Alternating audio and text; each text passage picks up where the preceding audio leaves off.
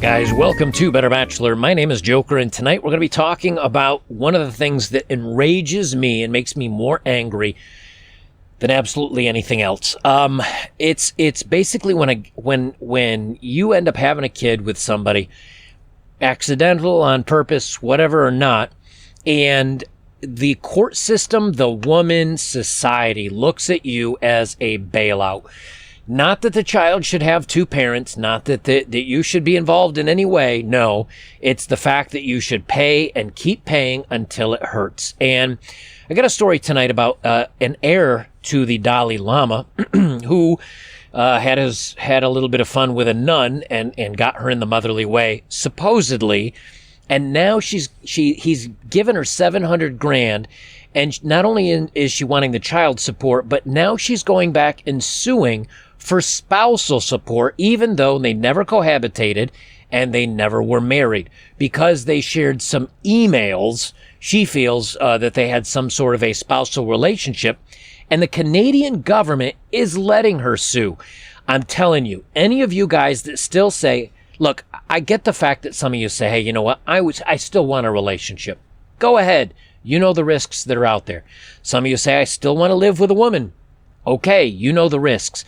But when guys say, you know what, I'd like a kid someday, understand that you, literally from the moment of conception on, you have no choice in the child's, well, really, in their lives, if the woman pushes hard enough or claims that you've done some bad things that maybe you didn't even do. We'll get into that. Let's jump to the stories of the day, the losses for the day, and then we'll get into the main story. This came out today, yesterday, the 26th, from TMZ. Brad Pitt wins 50-50 joint custody. You'd think that'd be a win for the kid, but what does the title say? Big loss for Angelina. They don't even care that it's a big win for Brad Pitt, the fact that he got 50-50 custody. It's automatically assumed that's a loss for her. Now, maybe it's a loss because she wanted full custody. Maybe it's a loss because she wanted more money. Why? I have no idea. Maybe that's not the fact. I didn't even read into the story because I don't need to. All you need to do is see the title. It's a loss for her. That's how society views it. Now, maybe I'll actually look at the story at some point and do a video on it. But again, it's the fact that he's gotten equal custody to her. It's a loss for her. That's how they view you at this point in time. Keep that in mind if you ever continue to say, I'd like kids someday. How do I make this happen? You're going to get screwed. This loss comes from Reddit, from dating. And this is what we continue to say when women chase after the top percentages, 5, 10, 15% of men, and they're not a top 5, 10, 15% of women. What happens is they end up getting just used for the bedroom fun, and they're not really wanted to be a long-term girlfriend. But the women cannot help themselves chasing after Chad, and so the end result is they're kind of left behind. They're just used and tossed away. And what do they do to correct this? They keep going back to the same kind of guy. And then when it's time to settle down, what do they say? All men are bad. I've said it before. I'll say it again. The bottom 80% of men are invisible to these women. She says, I give up. I've said it before, but I really mean it this time. I'm just tired of getting crushed with each guy my entire life I've ever pursued. I'm never the girl who gets the guy. Never the girl guys fall over. Let me try that again. Never the girl guys fall all over or fall for. Sure, they use me for sex and a good time, but once they've had their fun and they're over it, I'm left picking up the pieces of my heart and the scarce remnants of my esteem and confidence. I've tried putting effort into online dating app profiles also, even though I've always completely loathed the idea and the concept of online datings. Okay, so she hates the concept, but she keeps going back to it. Why? Because she'll swipe, she'll match up with some guys, they will use her for fun, dump her, and then she goes back thinking, well, I just got to find the right top guy. Those guys, I've said it before, I will say it 100 times more, those guys do not settle. And so for the rest of men who say, but I can't find anybody, You're the bottom 80%. You're completely invisible, even to the average women, because the average women can get a hookup with a hot guy. It's just she's never going to be selected as a girlfriend, so she gets dumped and she repeats the process. There are thousands of these stories, and that's why I keep reading them for you. She says, guys still just want to hook up with me, not take me out on a date or get to know me. I'm 32. I'm the only one in my family and friend circle alone. I do everything alone. I go everywhere alone. The only thing I have to keep me from spiraling into depression I'll never climb my way out of is schooling to obtain my doctorate. But once that's over, I'll just be alone with no one to travel the world with or spend evenings curled up watching Twitch with. I've basically given up all hope I'll ever get remarried and have a family of my own because the dating world is just broken now. More broken than me. I disagree. Notice she says remarried. So she's been married once, and at 32, she must have left him, or maybe he left her, and now she's back in the dating world. But you notice something. The guys don't even want to take her out on a date. Let me see if I can find the exact sentence. Guys still just want to hook up with me, not take me out on a date or get to know me. But you notice something. She says she keeps going around breaking or picking up the broken pieces of her heart because guys just use her for a good time. Now, is this the man's fault? You could say yes. Yes, these guys are maybe lying or saying all sweet things, but she's not even going out in public with them. She's not going on dates or not getting to know them because she says so right here. They just hook up with me, not take me out on a date or get to know me. Whose fault is that? That's her fault. She's not making them take her out on dates. She's not making them get to know her before she allows them to jump in bed with her. Women are supposed to be the gatekeepers. Guys we kind of naturally push through trying to get action. And if the woman says okay to the action without making him promise more, guess what? He doesn't promise more. And she's guilty of that because she's not saying take me out, get to know me before we share the bedroom. That's why I say, hey, if you want something casual and just have some fun, go ahead. But you got to make sure the rules are known before you jump in bed with each other. And here she's not setting any ground rules of get to know me or take me on some dates. She's just saying, okay, let's sleep together. And then when the guys bail, she's like surprised and shocked and, oh, I'm so hurt. Again, until women set the ground rules, guys are just going to keep doing what they do. And because of this, normally maybe she'd go out with a date with an average guy. Or even maybe if she's a little better than average, maybe a little better than average guy. And she'd get to know him and he'd want to get to know her. But because she's jumped in bed with all these great looking guys that keep dumping her over and over, now the average guys are like, no, don't come sniffing around me because you've already given out all your fun time to these other guys and you're not a rare resource anymore. You're kind of the town bicycle and everybody's taking their turn. Another loss. This is from the Daily Wire. She poured boiling water, and this is a loss for the husband, mind you. She poured boiling water on her husband's face after he said he wanted a separation. She received no jail time. On September 22nd, 2018, Australian woman Maria Doris Axiak, 58, attacked her husband while he slept by pouring boiling water over his face and torso. His crime, he said he wanted out of the marriage.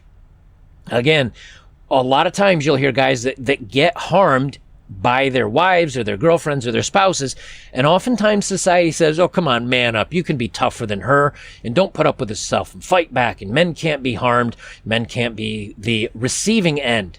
Well, when you're asleep, you cannot defend yourself from anything. Imagine being asleep and having boiling water poured over your face and torso, and on top, which will more than likely scar you for life, especially if it burnt off your lids or your eyelids or anything like that. But not only that, but she gets 0 jail time. Now, when other women hear this or read this article, they go, oh, hey, I'll put that in my memory bank, and maybe, again, not average women will do this, but if they're crazy, they'll look at this and say, oh, well, she didn't serve any time. Maybe I won't either. And maybe they will. That's what happens when you don't punish people for bad things. Again, I'm sure this guy, he's married to her. I'm sure he didn't expect this to happen. But because he said he wanted out and then went to sleep, this is what happens. So if you do decide to end a relationship, make sure your stuff is out. Make sure you're out. End it and then move on because, again, they can go crazy. And then last one. This is a loss for everybody, but I think this is actually a win. It's kind of a win for men, I think, in this one. Reform to harm laws in NSW means affirmative consent is needed. So this is from Australia. And basically, Australia is following suit with some of the UK's, and I think it was in the UK, where they're now making sure that you have to have consent, and it has to be a clearly verbal consent before you have any bedroom fun. They say the reforms announced on Tuesday mean a person shouldn't expect another has agreed to bedroom fun unless they have said or done something that indicates consent. In other words, if she doesn't say no, but she doesn't say yes, you shouldn't go ahead with any romantic intentions. Here's the problem. Is if you say, they say right here, the clearest example would be to say, would you like to make love? Attorney General Mark Speakman said, if party B says yes, that's a clear example. It may not be words. It may be that in response to that question, party B makes a hand gesture, nods, or beckons the other person towards them. Now, let's play this out. You say to the girl you're getting romantic with, would you like to have some bedroom fun? Would you like to be romantic? And she says, yes. And you do. What happens the next morning when she says, you know what, I regret that, or you weren't very good, or I changed my mind? Now all she has to do is say, I did not consent. And right there, that's a loss for the guy. The guy may be having charges thrown against him. Now, how do you prevent this? You can't. And that's why I call this a win for men. Because what men need to do in response to this is to not just go out with women, not have any fun with them. Just say, you know something, because of these consent laws, you could say yes, but then you could change your mind later and say you didn't say yes, I'm in trouble. I'm sorry, I can't take the risk, so I'm out. And if every guy did that, unfortunately they won't, because a lot of guys don't know about these laws. If every guy did that, the women would be the ones saying, I can't get a boyfriend, I can't get any action, I'd like to eventually meet a man and get married, but I can't even spend the night with one anymore because no man will go out with me. So the more guys that say, hey, you know something, because of these laws, I'm not interested, it's too dangerous, it's too risky, I'm not interested anymore. If enough men said no, the laws would change, but they don't.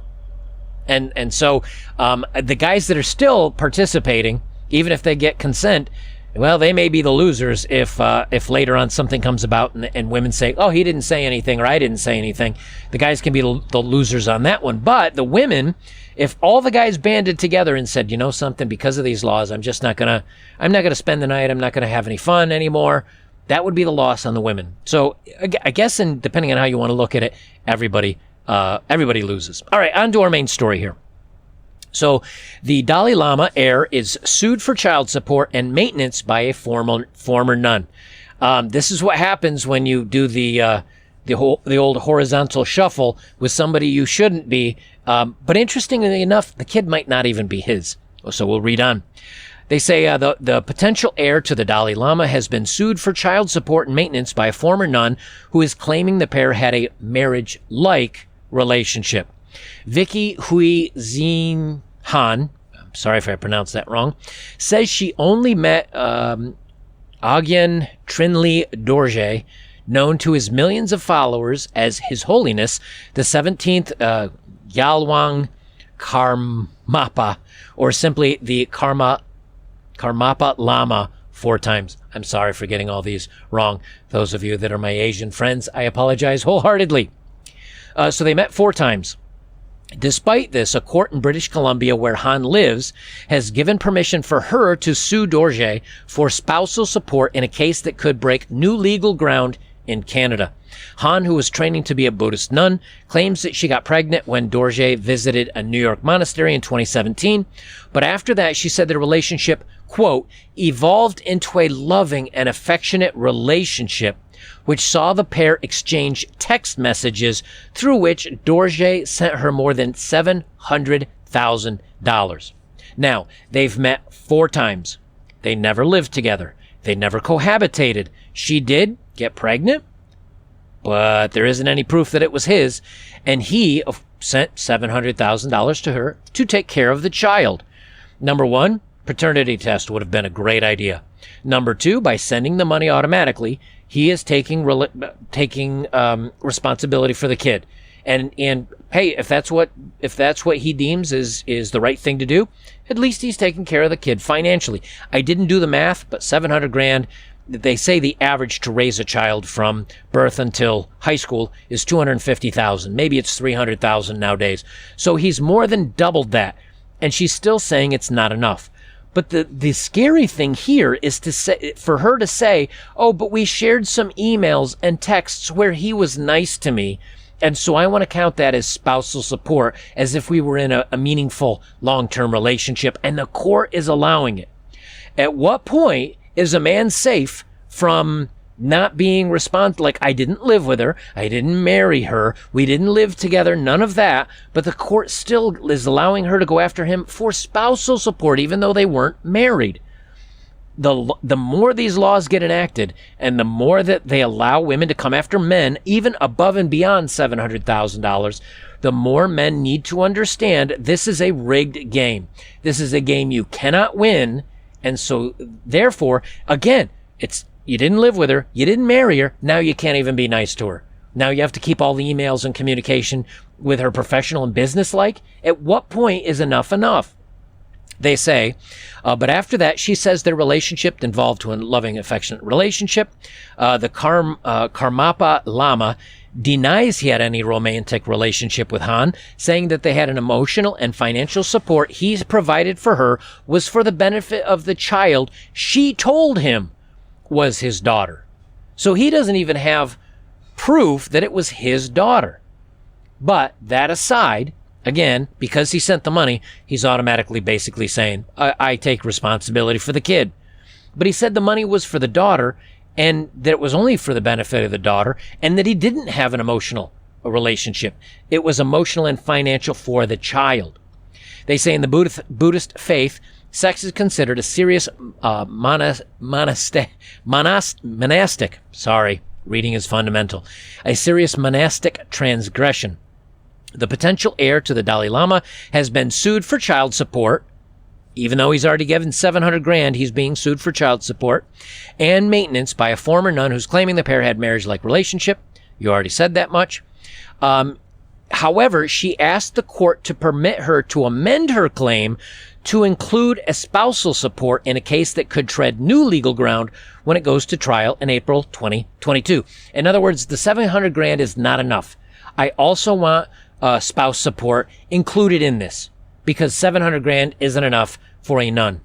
The case raises a novel question, according to Master Bruce Elwood, the Supreme Court official who granted Han's application, the Canadian Broadcasting Corporation reported.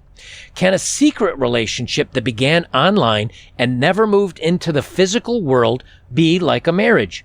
Elwood wrote in the ruling posted on Tuesday, seen by the CBC. Ms. Han's claim is novel. It may even be weak. Almost all the traditional factors are missing. However, the traditional factors are not a mandatory checklist that confines the elastic concept of a marriage-like relationship, he added. So, they weren't married, doesn't matter. They didn't live together, doesn't matter. They only saw each other 4 times, doesn't matter. It can be elastic, meaning, well, it can be whatever we want it to be if we let the court trial go through. In other words, we're changing the laws because reasons. And as long as the court system is like that, where it's just kind of like, well, you know what, we're going to go ahead and let this go forward, even though none of the traditional rules apply to this. How can a guy navigate a relationship or a breakup or anything else when the rules change based on whatever the court system feels like? It's the same thing with the Canadian guy that got sued for $50,000 a month in spousal support for a woman that he never had a kid with, never lived with, never cohabitated with, but they said, you know what? She stayed over a couple times and left some things at your house, so we're going to call that cohabitation. As long as the rules are flexible, as long as the laws can change based on whatever they want it to be, you're not safe in having basically anything but a very casual relationship where, again, at the end of the night, you go, okay, you have to go home now because they can't have you spending the night and leaving anything here, because you could claim that somehow we were in a more meaningful relationship than we were. And so guys that still fall for this, you guys are suckers. And for the rest of the men that are too smart for this, well, those women are the ones that are going to be upset because they say, I don't understand. Guys don't want to date me. Guys don't want to spend the night. Just like the girl that says all they do is use me and dump me, and they never want to take me out, and they never want to do anything with me. They just want to sleep with me and leave. Well, that's the only thing really, and that's not even safe anymore, because then you can say he did something that he didn't do and get him trouble with the law there. As long as they keep backing men into the corner where men have no options anymore and men have no legal recourse, they're just using men. They're using men for fun, and then they use men for money, and men are supposed to take it. And that's why we talk about this stuff. So men that feel weak and say, well, maybe I'll just, I don't know, it's casual or whatever. And they say, oh, I'll win this one. No, you won't, because they'll find a way to go outside of even the laws that they've already established to get you, just like they are here. They say if the bug pandemic has taught us nothing else, it's that real relationships can form, blossom, and end in virtual worlds. That's what this guy is saying here as far as this relationship. Well, now because of the bug, you can have a full-fledged relationship even without meeting. It's all virtual. Well, what does that mean? Does that mean if you keep too much conversation, or you say that you like a woman online now, that they can hold you as you providing emotional support, which is very similar to being in a relationship, which is very similar to cohabitating, which is very similar to being marriage. Therefore, you have to pay spousal support because you talk to a woman online. Like, what? Where are we going with this? This is literally getting to the point of being ridiculous. And if you guys out there have to pay attention to this stuff, because there is a point where you say, yeah, but this only happens 1 out of 1,000 or 1 out of every 10,000. I guarantee you, if this is the guy it happens to, you're going to be the man that says, man, I wish I didn't do this. I wish I didn't make this mistake. And if this precedent gets changed based on this court case, it may happen to all men. And if you were in a relationship 2 years ago or 3 years ago, and this case goes through, and they say, yes, we find that he is responsible for spousal support or whatever, women can then say, hey, based on this court proceeding and this judgment, my case, I can bring this case up and use this case as precedent. And that way, I've got a good case. How many men would be run over based on this one court case? They say Elwood is not a judge, but is one of 15 Supreme Court masters who decide on pretrial motions and procedural orders, saying he meant no disrespect by referring to the Karmapa Lama by his last name. He said the man's lifestyle was monastic and nomadic. His true home is Tibet, but he currently resides in India. He receives followers from around the world at the Gyoto Monastery in India, Elwood wrote. He also travels the world teaching Tibetan Buddhist Dharma and hosting pujas, ceremonies at which Buddhists express their gratitude and devotion to the Buddha. Here's what's really ironic about this. It's a woman living in Canada that is now suing a guy that doesn't even live in Canada, and they're allowing it. Now, how they force him to pay it with him being in India and from Tibet and all that, I don't know. But the point is, they're even letting her sue somebody that doesn't even live in Canada and is subject to Canadian law. Does that mean that you having a romance with anyone and they move to Canada and decide to file this on you as an American citizen or whatever, doesn't mean that you're going to be held reliable? I don't know. The thing is, so much of this is up in the air and so weird and so crazy that at what point do you say, it's too much of a risk. I don't know the rules of the game, and if I don't know the rules of the game, I can't play the game fairly. It's kind of like sitting down to a game of chess, and your opponent says, well, I get to move all my pieces however I want to, and capture, and I can basically do whatever I want, but you have to play by the traditional rules of chess. You'll never win. It's impossible, because they'll just say, okay, my queen takes your queen, checkmate. No, you can't take it, because I say so. You're going to lose 100% of the time. And guys, when it's a game you can't win, you only have one move. Don't play the game. And until these things get ironed out, you're screwed. Again, go back to the Brad Pitt He gets 50-50 joint custody, and Angelina Jolie, for her, and apparently for the tabloids and for society, she loses because it's a tie. You see, the only way that they would have said it's a win for her is if she wins 100%. But if it's 50-50, what's best for the kids, well, she loses.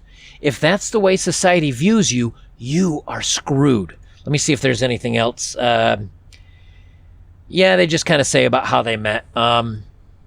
But the whole thing is, we've got the main brunt of the story here. This guy's hosed. And if Canadian law goes through with this, who else? Canada's, pretty closely tied to the UK, which is pretty closely tied to Australia. I don't know if the court systems can say, hey, look at this Canadian law, or look at what... I'm telling you guys, don't play the game. It's just not worth the risks. So ladies, if you want to go on a date with a guy and he just, kind of like the story I read, if he just uses you and doesn't want to take you out to dinner and doesn't want to spend the night and just ends up dumping you and not being serious, and you say, oh, I don't like this, I'm going to be spending the rest of my life alone, this is why. Until you women start fighting against this type of stuff, and guys are just not going to understand the rules. And if they don't understand the rules, they're not going to play the game. All right, let's move on to the dating profile of the day.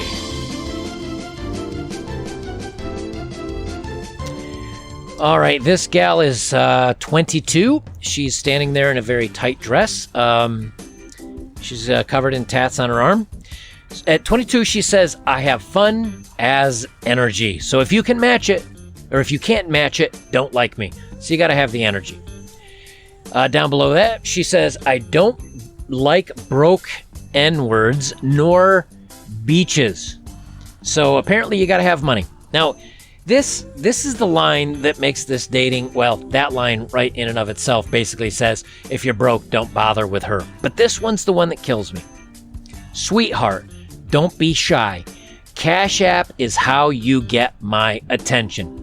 So basically, just send her money before you've ever met her, and that's how you can get her attention. Now, I'll tell you a hint.